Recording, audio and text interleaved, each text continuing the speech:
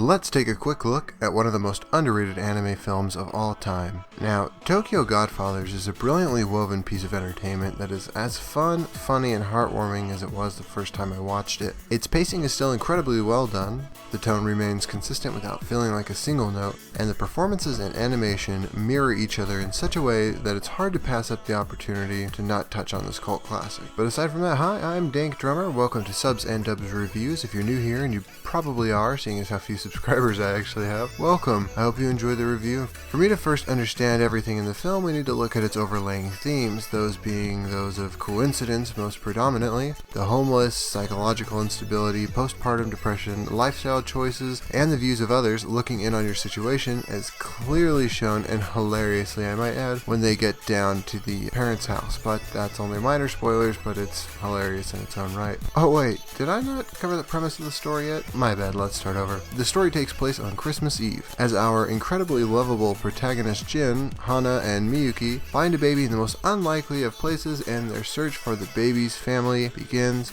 And with that, of course, all sorts of hijinks ensue, as you would expect from a description like that. After seeing Hana's beautiful face come screeching across the screen, かける方でしょう。どうせそれで雪だるまみたいな借金作って家族に合わせる顔もなくして段ボールの中に逃げ込んだでしょうが。うるせえ、その通りだ。 And here's where our recurring themes set in. Let's start with the first two I mentioned, coincidence.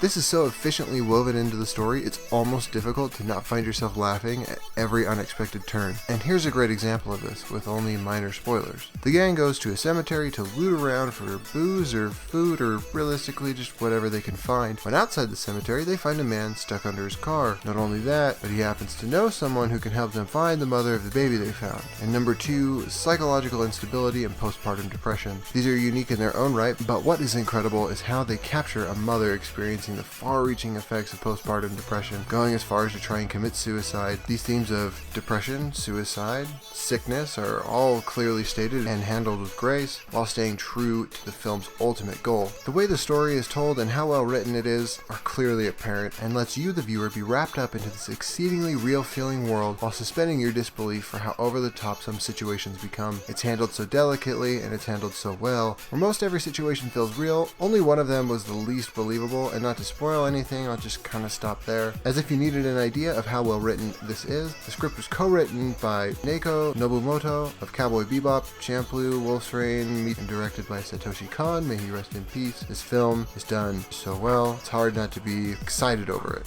Now this is an older film, being released in 2003 and having little success in the box office. Aside from being animated by Studio Madhouse, it's sad that the film has largely gone unnoticed by the anime community, which I feel is a shame for how well executed it is. For me, the saving grace of the film itself is how well balanced everything is. It's comedy and tragedy, overlaying tones of heartbreak and compassion. Everything is shown and conveyed so well. It's by far one of my favorite animated films of all time. By the end of the film, you're sure to be left with a smile on your face and wanting more. Now, the film is not available for streaming, but it is available on DVD from Amazon or Right Stuff for around the $7 mark, so do yourself a favor and pick this one up because it's worth the price of admission. As for a score, I don't really want to score this film, but I just got these really new sweet reviewing stars in, so I'm just going to go ahead and give it one. Tokyo Godfathers gets an all-around score of 4 out of 5 for being completely enjoyable, and it's a marvel of what they were able to accomplish inside an hour and a half. A big thanks goes out to a few different people today. A big thank you goes to my friend Hanase for making me new reviewing stars,